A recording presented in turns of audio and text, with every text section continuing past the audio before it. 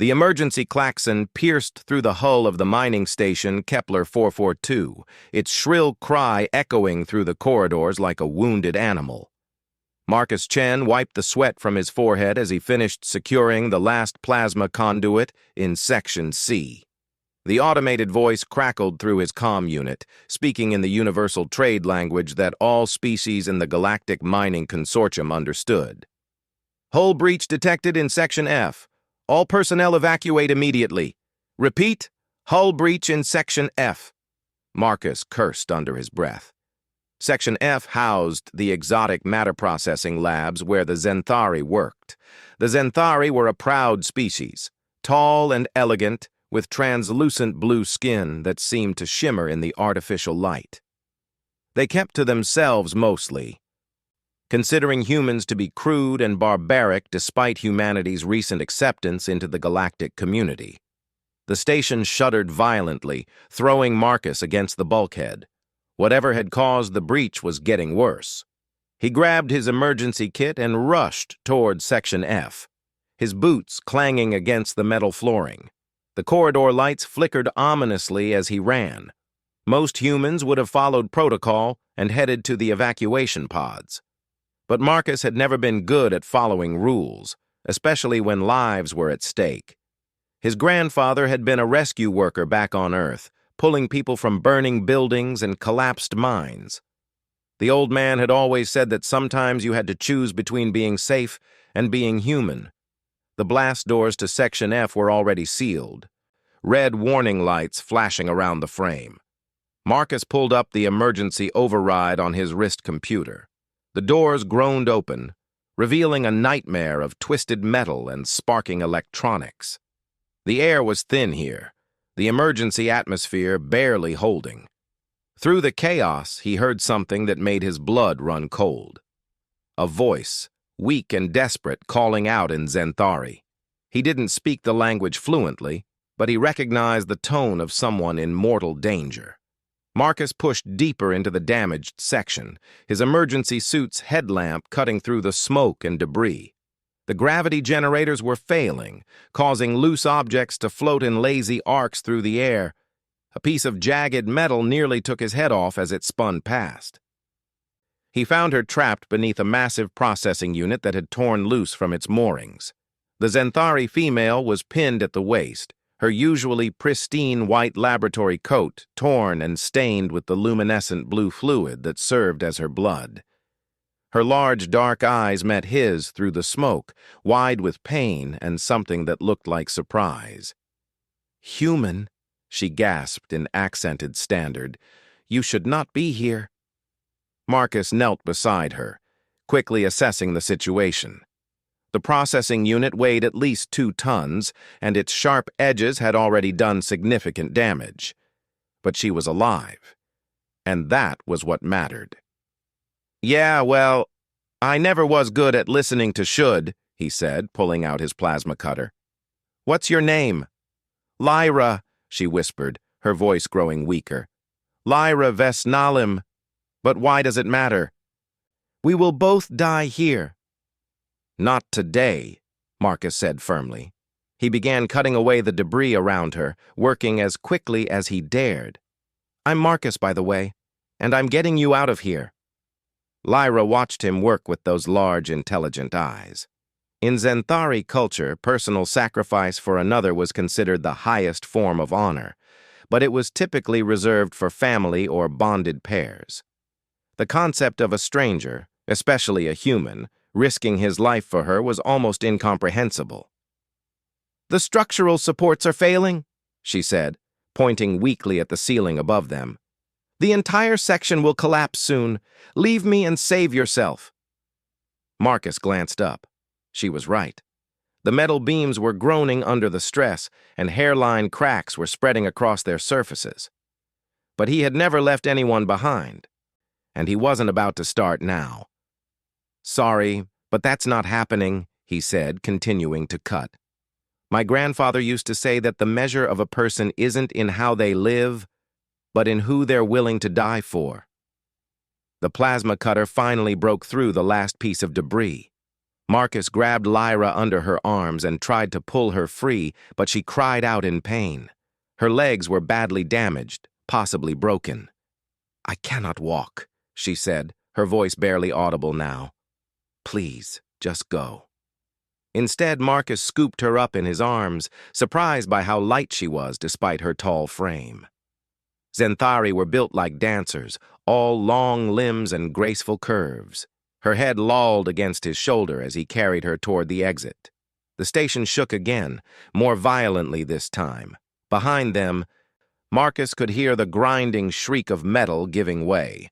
He ran as fast as he could while carrying Lyra, his lungs burning from the thin air. They were halfway to the blast doors when the ceiling above them began to collapse. A massive beam came crashing down, blocking their path. Marcus looked around desperately, spotting a maintenance shaft to their left. It would be a tight fit, but it was their only chance. "Hold on," he told Lyra, boosting her up into the shaft first before climbing in after her.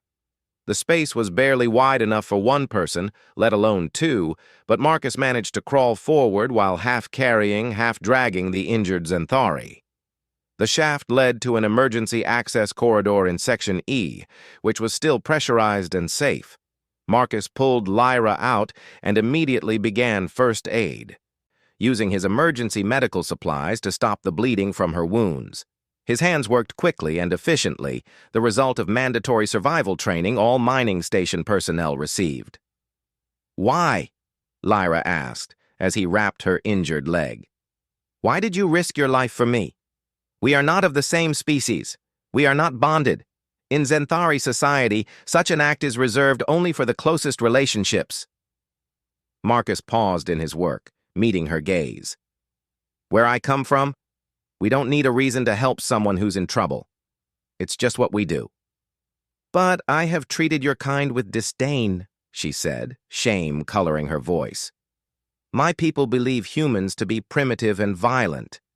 I have never even spoken to a human before today, except when absolutely necessary for work." "Well," Marcus said with a small smile, "I guess this is a pretty good introduction, then." The rescue teams found them 20 minutes later. The medics immediately took charge of Lyra's care, loading her onto a stretcher and rushing her to the medical bay. As they carried her away, she looked back at Marcus with an expression he couldn't quite read. "Wait," she called out weakly. The medics paused. "Marcus Chen, I owe you a life debt." Marcus didn't understand the significance of her words at the time. In Zenthari culture, a life debt was the most serious obligation one could incur. It bound two individuals together in ways that transcended species, social status, or personal preference. But he would learn about that soon enough. For now, he was just glad she was alive.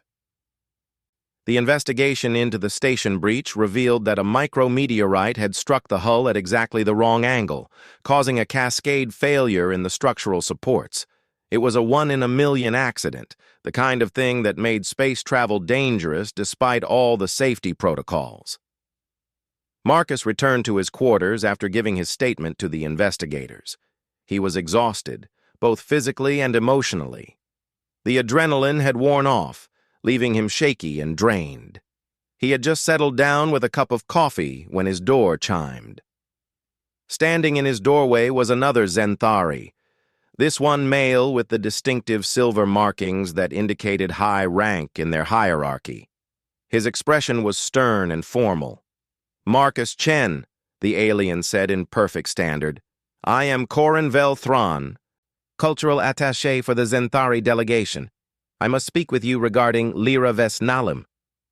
Marcus invited him in, curious about what this could be about. Corin refused his offer of coffee and remained standing, his posture rigid and formal. "Lyra has claimed a life debt to you," Corin said without preamble. "This is a serious matter in our culture. Perhaps she was not thinking clearly due to her injuries. I am here to offer you compensation instead. Credits, rare metals, even a transfer to a better position if you desire." "I don't understand," Marcus said. "What exactly is a life debt?" Corin's expression softened slightly, as if he was dealing with a child who didn't understand the complexity of adult relationships. When a Zenthari claims a life debt, they are bound to serve the one who saved them until the debt is repaid. It is an ancient tradition, one that predates our entry into galactic society. Lyra would become your companion, I suppose is the closest translation. She would be obligated to remain by your side and assist you in whatever way possible. Marcus set down his coffee cup, beginning to understand why Corin seemed so uncomfortable. And you're here because you think I might take advantage of this? Humans have a reputation for being opportunistic, Corin said carefully. And Lyra is from a prominent family. Her father sits on the Zenthari High Council. Her becoming bound to a human would be problematic. Marcus stood up, his jaw tightening. He had faced this kind of prejudice before, the assumption that humans were somehow less civilized than other species. It never stopped stinging. Mr. Velthron, he said quietly, I saved Lyra's life because it was the right thing to do, not because I wanted something from her. If this life debt thing is important to her culture, then I'll respect that. But I won't be bought off or talked out of it because some people think humans aren't good enough. Corin studied him for a long moment, his dark eyes unreadable. You would accept the life debt, knowing that it would bind her to you indefinitely? I would accept whatever helps Lyra feel that her honor is intact, Marcus replied, but I want to talk to her first. Make sure this is really what she wants. The Zenthari nodded slowly. Very well, but understand, Mr. Chen, that if you accept this bond, you will be responsible for her well-being. In Zenthari culture, the life debt is considered as binding as marriage, perhaps more so. After Corin left, Marcus sat in his quarters staring out at the stars. He had never asked for this complication in his life. He was a simple maintenance engineer who fixed broken things and kept the station running. The idea of being responsible for another person, especially someone from such a different culture, was daunting. But he couldn't stop thinking about Lyra's eyes as she lay trapped beneath that debris, the way she had looked at him with such surprise when he refused to abandon her. There had been something there, something that transcended species barriers. Maybe his grandfather had been right about the measure of a person. Maybe it wasn't just about who you were willing to die for, but who you were willing to live for as well. The next morning, Marcus made his way to the medical bay. The doctor, a friendly Altarian with blue fur and 6 arms, informed him that Lyra was recovering well but would need several weeks of treatment for her injuries. He found her in a private room, looking small and fragile against the white sheets. Her translucent skin had regained some of its shimmer, and her dark eyes were alert when she saw him enter. "Marcus," she said, attempting to sit up despite her obvious discomfort. "I was hoping you would come." "How are you feeling?" he asked, pulling up a chair beside her bed. "Better, thanks to you." She looked down at her hands, which were folded in her lap. "I spoke with Corin. He told me he offered you compensation to release me from the life debt." "He did. I turned him down." Lyra's head snapped up, her eyes wide with surprise. "You did? But why?" "You could have had anything you wanted." Marcus leaned back in his chair, considering his words carefully. "Because I don't think honor and integrity can be bought and sold. If this life debt means something to you, then it means something to me, too." "You do not understand," Lyra said, her voice urgent. "This bond is not a simple obligation. It is a connection that lasts until the debt is repaid, which by tradition can only happen when you save my life in return, or when one of us dies. It would mean I must remain by your side, assist you in your work, your daily life, everything." "Sounds like we'd be spending a lot of time together," Marcus said with a small smile. "Is that such a terrible prospect?" Lyra stared at him as if he had spoken in an alien language. You jest about this? Do you in 3 weeks after the accident? Lyra was discharged from the medical bay with strict orders to take things slowly. The doctors had done an excellent job repairing the damage to her legs, but her bones were still healing and she would need physical therapy to regain full mobility. Marcus had spent those 3 weeks preparing his quarters for her arrival. The standard human accommodation was cramped for someone of Lyra's height, so he had requested and received permission to modify the space. He raised the ceiling in the bedroom and bathroom, installed lighting that could adjust to the blue spectrum that Xanthari eyes preferred, and even managed to acquire some of the specialized furniture that her people used. When she arrived at his door, supported by a walking aide, Marcus was struck again by how elegant she appeared despite her injuries. She wore a simple gray tunic that complemented her translucent skin, and her long white hair had been braided in a style that he would later learn indicated her unmarried status. "Your quarters are adequate," she said as she looked around, though Marcus could tell she was impressed by the modifications he had made. "You did not need to change so much for my comfort." "Actually, I did," Marcus replied, helping her settle onto the couch he had positioned by the window overlooking the asteroid field. "Remember what you said about me being responsible for your well-being? I take that seriously."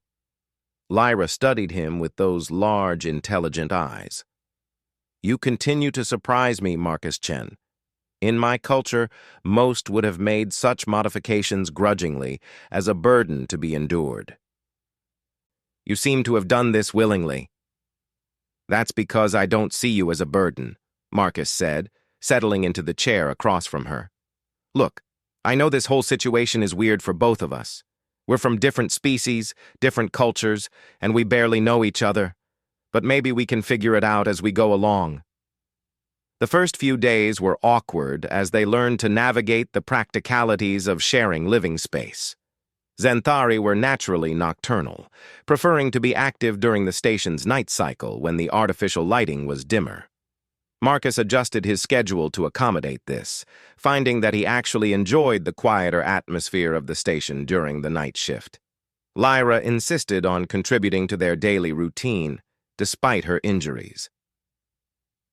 She prepared meals using ingredients from both human and Xanthari cuisine, creating fusion dishes that were surprisingly delicious. She organized Marcus's belongings with an efficiency that spoke to the Xanthari love of order and precision. Most importantly, she began to teach him about her culture while learning about his. "Your grandfather sounds like he was an honorable man," Lyra said one evening as Marcus told her stories of the old rescue worker. They were sitting on the couch together, sharing a meal of spiced protein patties and fermented grain cakes that Lyra had prepared. "He was," Marcus agreed. He used to say that the best way to understand someone was to work alongside them. Maybe that's what we're doing here. "Perhaps," Lyra said thoughtfully, "though I must admit I am struggling with certain aspects of human behavior. Your willingness to help strangers, for instance. In Xanthari society, we have strong obligations to family and bonded pairs, but we are taught to be cautious of outsiders." "Cautious can be smart," Marcus said. "But if you're too cautious, you miss opportunities to connect with people, and sometimes those connections turn out to be the most important things in your life." Lyra gave him a look that was difficult to interpret. "Is that what you believe is happening here? Are we forming a connection?" Marcus felt his cheeks warm slightly. "I think we already have. The question is what kind of connection it becomes." Their first real test came when Marcus returned to active duty. Station management had initially been resistant to having Lyra accompany him during his shifts, but the life debt carried legal weight under Galactic Consortium law. She had the right to remain by his side, and Marcus had the right to have her there. The other maintenance workers were curious about his unusual companion. Xanthari rarely interacted with humans outside of formal diplomatic or scientific contexts, and certainly never in such intimate circumstances. "So she's like your servant now?" asked Jake Morrison, a gruff engineer from Mars who had never been known for his tact. "She's my partner," Marcus corrected firmly, "and if I hear anyone treating her with anything less than complete respect, they'll answer to me." Lyra, who was standing nearby reviewing technical schematics with her usual attention to detail, looked up at his words. Something flickered in her eyes, an expression that might have been gratitude or something deeper. The work itself proved to be a revelation. Zenthari had an instinctive understanding of energy systems that humans could only achieve through years of study. Lyra could diagnose problems with plasma conduits and gravitational field generators just by listening to the sounds they made. Her insights helped Marcus complete repairs in half the time they would normally take. "You are gifted at this," Marcus told her as they finished recalibrating a malfunctioning atmospheric processor. "Your people's natural abilities with energy systems are incredible." "As are your people's abilities with mechanical systems," Lyra replied. "I have watched you repair components that our best technicians would have discarded as hopeless. There is an intuitive understanding there that goes beyond mere training." "Maybe that's why we work so well together," Marcus suggested. "Our different strengths complement each other." Lyra paused in her work, her hands stilling on the control panel. "Do you truly believe that? Or are you simply being kind to someone who has been forced upon you by circumstance?" The question caught Marcus off guard with its vulnerability. He turned to face her fully, noting the uncertainty in her posture despite her usual composed demeanor. "Lyra, if this bond hadn't happened, if we had just met under normal circumstances, I still would have wanted to get to know you better. The fact that fate gave us a reason to spend time together doesn't diminish what I'm discovering about who you are." "And what is it that you are discovering?" she asked quietly. Marcus considered his words carefully. "That you're brilliant and dedicated and brave. That you have a dry sense of humor that comes out when you think no one is listening. That you care deeply about doing things right, even when no one else will notice the difference. That you're one of the most honorable people I've ever met." Lyra's translucent skin seemed to shimmer more brightly, which Marcus had learned was often a sign of strong emotion in her species.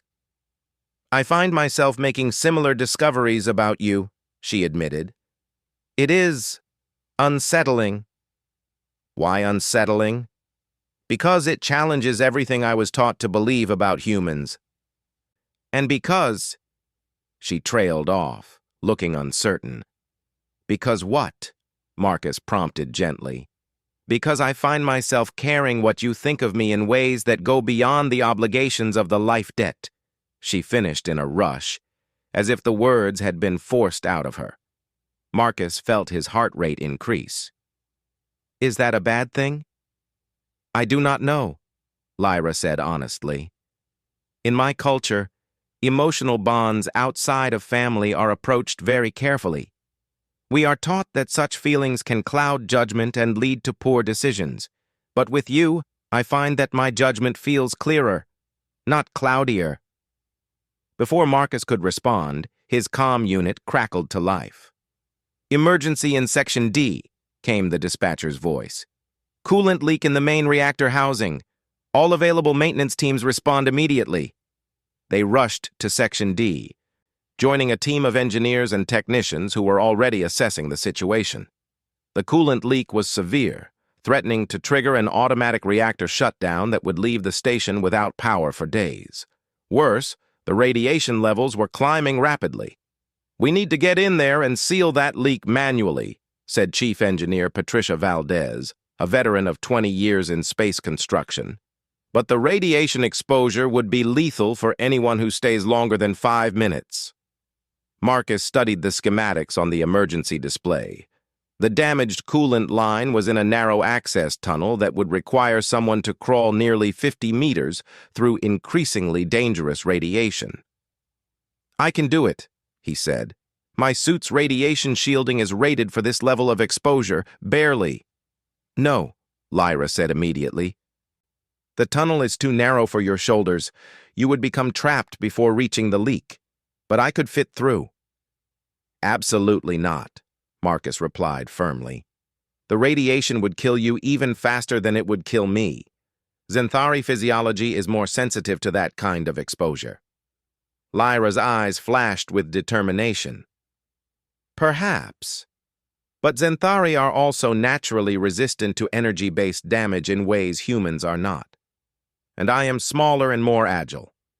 I can reach the leak, apply the seal, and return before the exposure becomes lethal. Chief Valdez looked between them uncertainly. This isn't a democracy, people. I'm not sending either of you in there to die. With respect, Chief, Marcus said. If that reactor shuts down, we're all dead anyway. The backup power won't last long enough for a rescue ship to reach us. Someone has to try. Then it should be me, Lyra said. I have studied the station's energy systems extensively since the accident. I know exactly where to place the seal for maximum effectiveness. Marcus grabbed her arm gently but firmly. Lyra, no. I won't let you risk your life for this station, for these people who still look at you like you're some kind of alien curiosity. These people are under your protection as part of your duties, Lyra replied calmly. And you are under mine as part of our bond. If you would risk yourself to save them, then I must risk myself to save you from having to make that choice. The logic was unassailable, but Marcus felt something cold settle in his stomach at the thought of losing her. When had she become so important to him? When had the thought of a world without her in it become unacceptable? There has to be another way, he said desperately. Chief Valdez cleared her throat. Actually, there might be. What if you both went? Marcus, you're the best we have at mechanical repairs under pressure. Lyra, your knowledge of energy systems could help you guide him to the exact right spot faster than he could find it alone. If you work together, you could cut the exposure time in half. It was risky, but it was their best option. Marcus and Lyra suited up in the heaviest radiation gear available, their movements awkward in the bulky protective clothing. Before they entered the access tunnel, Marcus took Lyra's gloved hand in his. If something happens to me in there, he said, I want you to know that these past few weeks have been the best of my life. Nothing is going to happen to either of us, Lyra said with a confidence she didn't entirely feel. We are bonded, remember? We protect each other. The access tunnel was even more claustrophobic than the schematics had suggested. They crawled through the narrow space single file, with Lyra leading the way and calling out directions as they navigated around obstacles. The radiation detectors on their suits clicked steadily, a constant reminder of the invisible danger surrounding them. Left at the next junction? Lyra called back, her voice muffled by the comm system. The leak should be about 20 meters ahead. They could smell the coolant before they could see it, a sharp, acrid odor that penetrated even their sealed suits.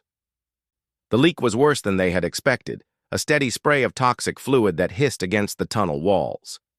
There! Lyra pointed to a hairline crack in the main coolant line. We need to apply pressure seals on both sides of the damage. Marcus pulled out his repair kit and began working, while Lyra held a portable light to illuminate the work area. His hands moved with practiced efficiency, but the radiation was making him feel nauseous and dizzy. Beside him, Lyra was breathing heavily, her usual graceful movements becoming labored. Almost done, Marcus said, applying the final seal. Just need to activate the bonding agent. The chemical reaction that bonded the seal to the coolant line produced a bright flash of light. For a moment, both of their suit displays flickered and went dark. In the sudden darkness, Marcus felt Lyra's hand find his. The electromagnetic pulse from the bonding agent, she said, her voice tight with pain. It has damaged our suit systems. Their lights came back online a few seconds later, but the radiation detectors were showing alarming readings. They had been exposed to much higher levels than anticipated when their suit shielding was temporarily compromised. We need to get out of here now, Marcus said, fighting off a wave of dizziness. The crawl back through the tunnel seemed to take forever. Both of them were suffering from radiation sickness, their movements becoming increasingly unsteady. Twice, Lyra stumbled and had to be helped up. Once, Marcus became disoriented and started crawling in the wrong direction until Lyra caught his arm and redirected him. They emerged from the access tunnel to find Chief Valdez and a medical team waiting for them. The repair had worked, the coolant leak was sealed, and the reactor was stable. But both Marcus and Lyra were rushed immediately to the medical bay for treatment. Dr. Kess, the Altarian physician, worked on them for hours.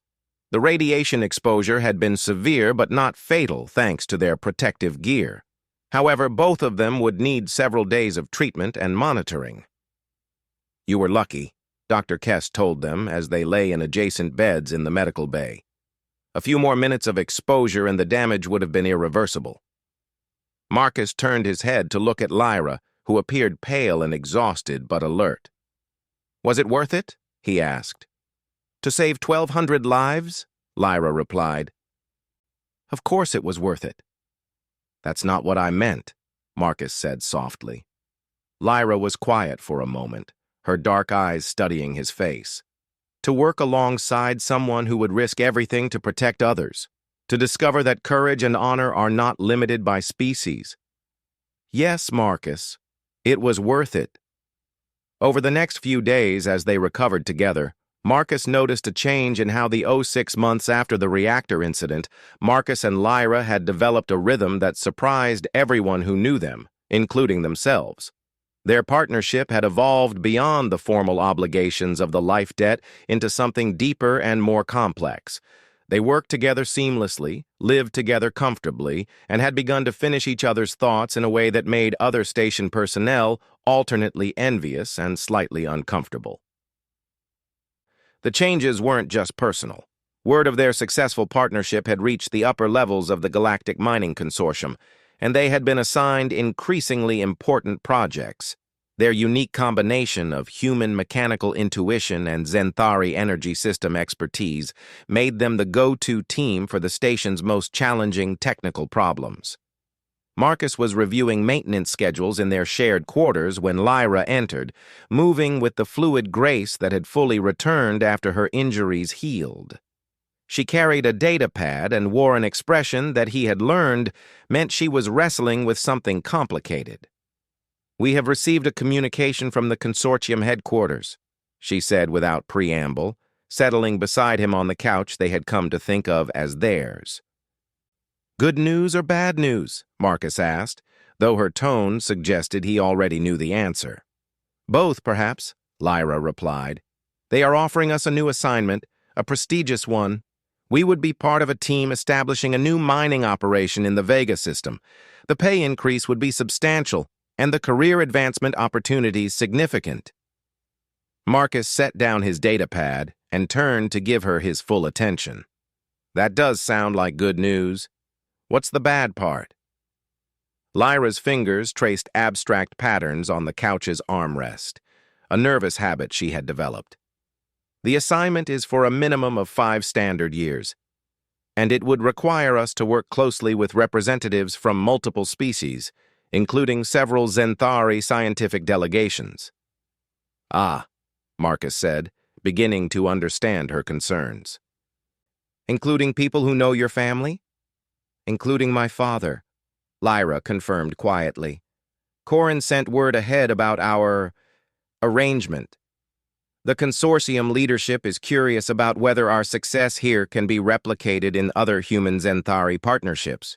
We would essentially be a test case for interspecies cooperation." Marcus leaned back, processing this information. "So no pressure at all." "Indeed," Lyra said with a wry smile, "and there is more. The life debt that binds us. It has attracted attention from cultural scholars and xenobiologists throughout the galaxy. They wish to study our bond, to understand how it has evolved beyond traditional Zenthari concepts of obligation." "How do you feel about that?" Marcus asked carefully. Lyra was quiet for a long moment. her dark eyes focused on something far beyond the walls of their quarters. "Terrified," she admitted finally.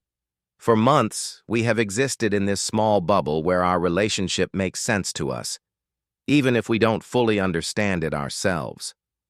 The thought of having it examined and analyzed by others, of having to justify or explain what we have." "Hey," Marcus said softly, reaching out to cover her restless hand with his own. "We don't have to justify anything to anyone. What we have is ours." "But is it?" Lyra asked, turning to face him directly. "Marcus, I need to ask you something, and I need you to answer honestly.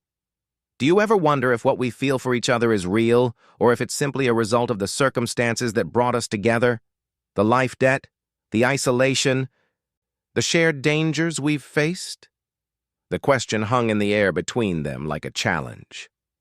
Marcus had wondered the same thing himself during quiet moments, usually in the early hours of the morning when he would wake to find Lyra sleeping peacefully beside him, her translucent skin glowing softly in the starlight.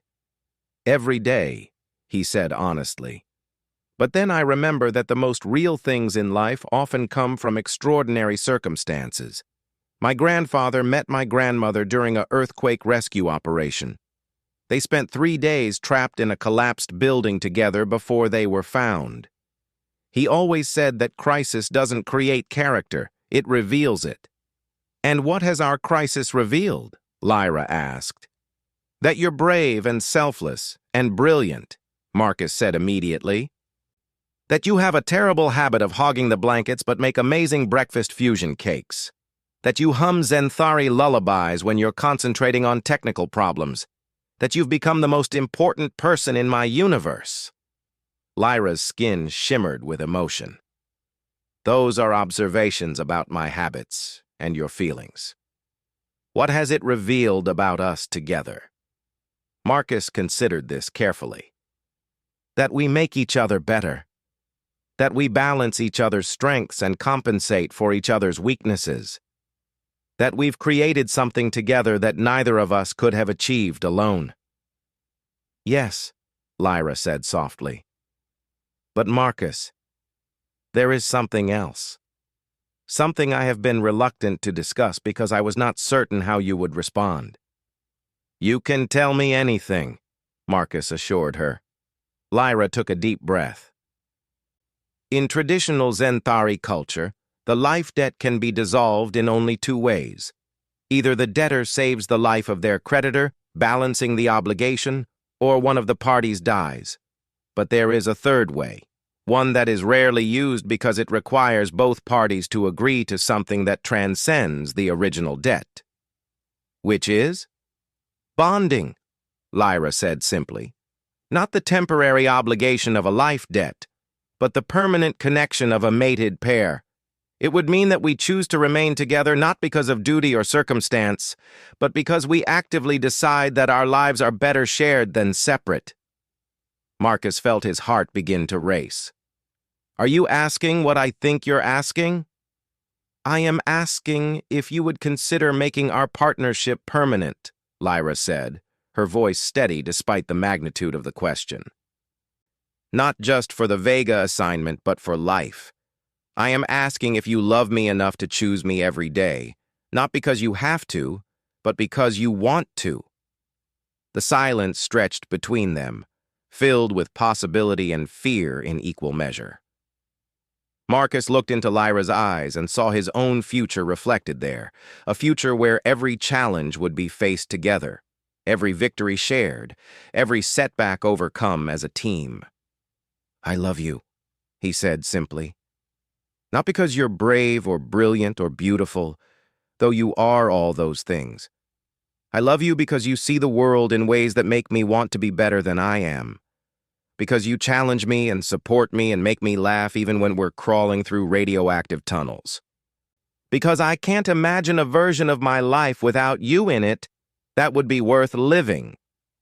Lyra's eyes filled with tears, which in Zenthari physiology appeared as tiny sparkles of light that caught and reflected the room's illumination.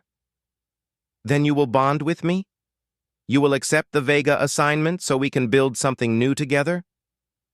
On one condition, Marcus said, and Lyra tensed slightly. I want us to do this right.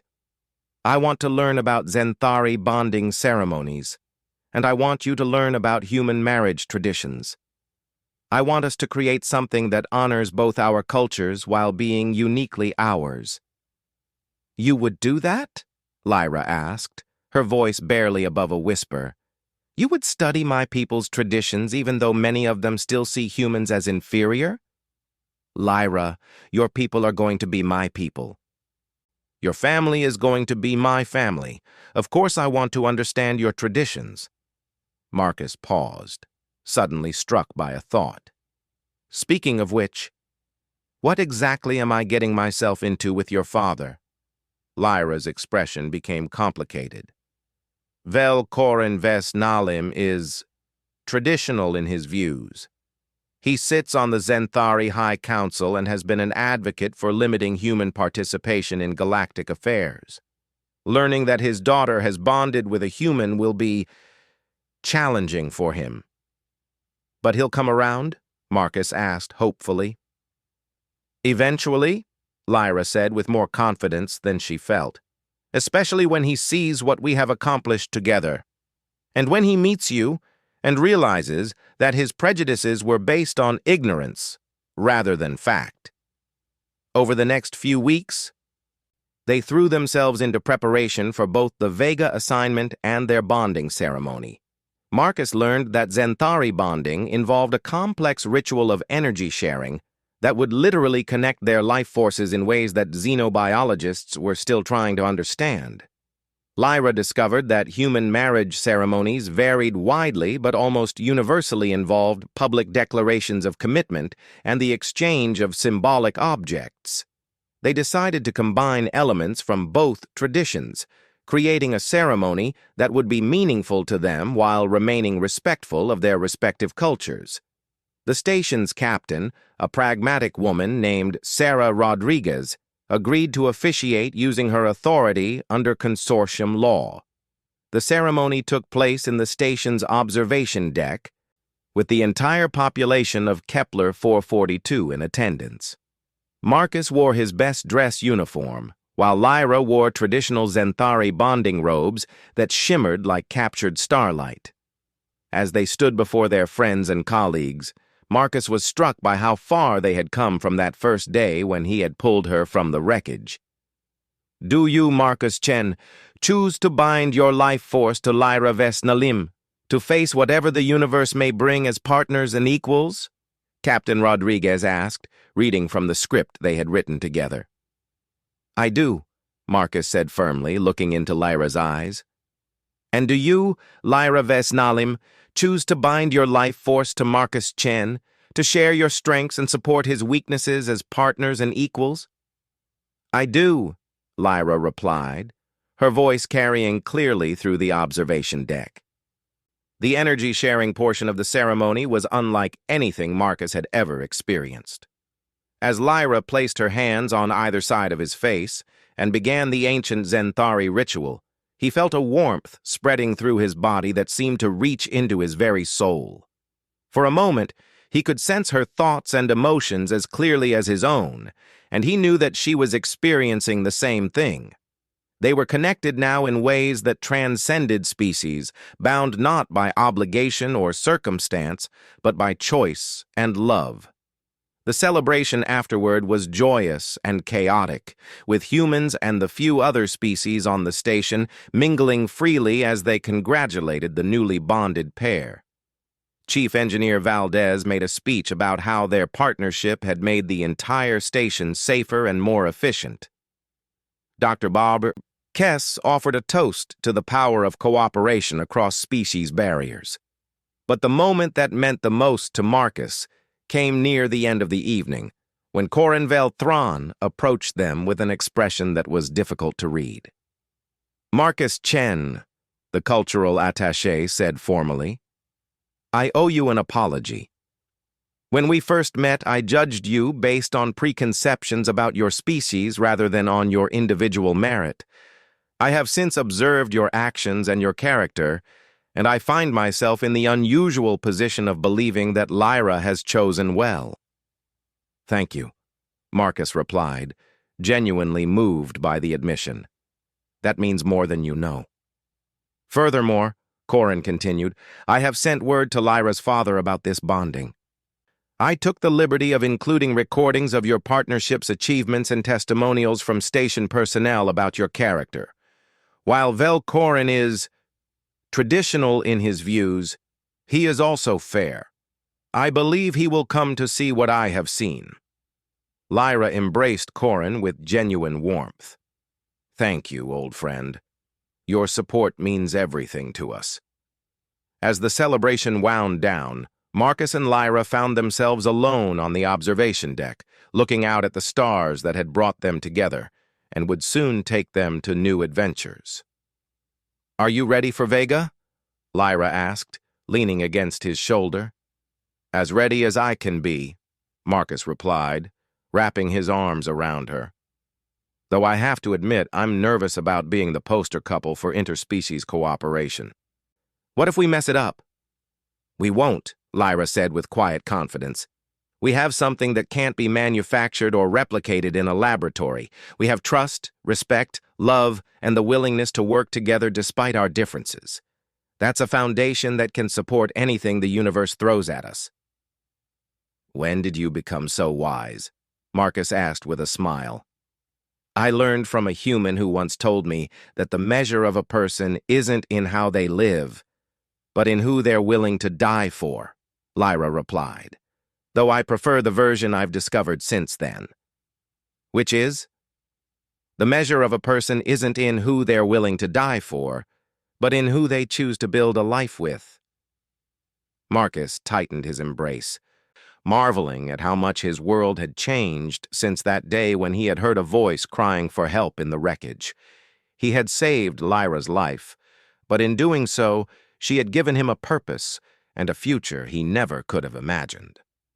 "Together?" he asked, echoing the question that had become their private motto. "Always together," Lyra confirmed, and as they stood watching the stars, Marcus knew that whatever challenges awaited them in the Vega system, they would face them as they had everything else since that first day. As partners, as equals, and as proof that the best things in the universe happen when different worlds collide and choose to create something new together. 3 days later, they boarded the transport ship that would take them to Vega, their personal belongings packed alongside the dreams and plans they had made together. The life debt that had brought them together was dissolved, replaced by something infinitely more valuable and enduring. The future stretched ahead of them, full of unknown challenges and infinite possibilities. But Marcus wasn't afraid anymore. Whatever came next, they would face it together, and that made all the difference in the universe. As the transport ship jumped to hyperspace, carrying them toward their new life among the stars, Marcus thought about his grandfather's words about the measure of a person. The old man had been right about many things, but he would have loved this final twist. Sometimes the most important thing wasn't who you were willing to die for, but who you were willing to live for. And sometimes, if you were very lucky, those two people turned out to be the same person. Marcus looked over at Lyra, who was studying star charts for their destination system with the same focused attention she brought to everything in her life. She felt his gaze and looked up, giving him the smile that had become his favorite sight in the universe. "What are you thinking about?" she asked. "The future," Marcus replied honestly. "Our future." "And what do you see?" Marcus considered the question seriously. "Adventures, challenges, probably some arguments about who gets to pilot the shuttle and whether human coffee is actually superior to Zenthari tea blends." "It is not," Lyra said firmly, though her eyes twinkled with amusement. "See? Arguments," Marcus said with a grin, "but also love, partnership, and probably a lot more crawling through dangerous places to fix things that shouldn't be broken in the first place." "That does sound like us," Lyra agreed. And you're looking forward to all of that? Every terrifying, wonderful minute of it, Marcus confirmed, as long as you're there with me. Always, Lyra promised, reaching out to take his hand. Through whatever the universe has planned for us. And as their ship flew toward the unknown reaches of the galaxy, carrying them toward a future they would build together, both of them knew that sometimes the greatest adventures begin with a single act of kindness between strangers who discover they were meant to be so much more than strangers after all. The bond between them, forged in crisis and strengthened by choice, would prove to be the foundation for achievements neither could have imagined alone. But that is a story for another day, for other stars, and for the endless possibilities that await when two souls from different worlds choose to become one. Their station personnel treated Lyra. Word had spread about her role in preventing the reactor disaster, and the suspicious looks and whispered comments had been replaced by nods of respect and genuine smiles. They see you differently now, Marcus observed as they took a slow walk through the station's observation deck. As do I see them, Lyra admitted, and as I see myself. The life debt that brought us together was about honor and obligation, but what we have now is something else entirely. Marcus stopped walking and turned to face her. What do we have now? Lyra met his gaze steadily. Partnership, friendship, and perhaps something more if we are brave enough to explore it. Are you? Marcus asked, his heart racing. Brave enough, I mean? Lyra reached out and took his hand, her slender fingers intertwining with his. I have crawled through a radioactive tunnel beside you. I think I can manage whatever comes next. Marcus smiled, feeling a warmth that had nothing to do with radiation exposure. Together? Always together, Lyra confirmed, and for the first time since the accident, Marcus felt like the future held endless possibilities. Comprehend the implications? My people will see this as a disgrace to our family name. Your people will think you have somehow enslaved me. The social complications alone. Lyra, Marcus said gently, I don't care what other people think. What do you think? What do you want? She was quiet for a long moment, her dark eyes searching his face. I want to understand, she said finally. I want to understand how a human can show such honor, such selflessness. In all my studies of your species, I never encountered anything like what you did for me. Maybe your studies were incomplete, Marcus suggested. Maybe there's more to humans than your people realize. Yes, Lyra said softly. Perhaps there is. Very well, Marcus Chen. I accept that you will honor my life debt. But know that this bond works both ways. I am obligated to serve you, but you are obligated to protect and care for me as well. Are you prepared for that responsibility? Marcus looked into her eyes and saw something that made his heart skip a beat. It wasn't just gratitude or obligation, it was curiosity. And maybe something deeper. I am, he said,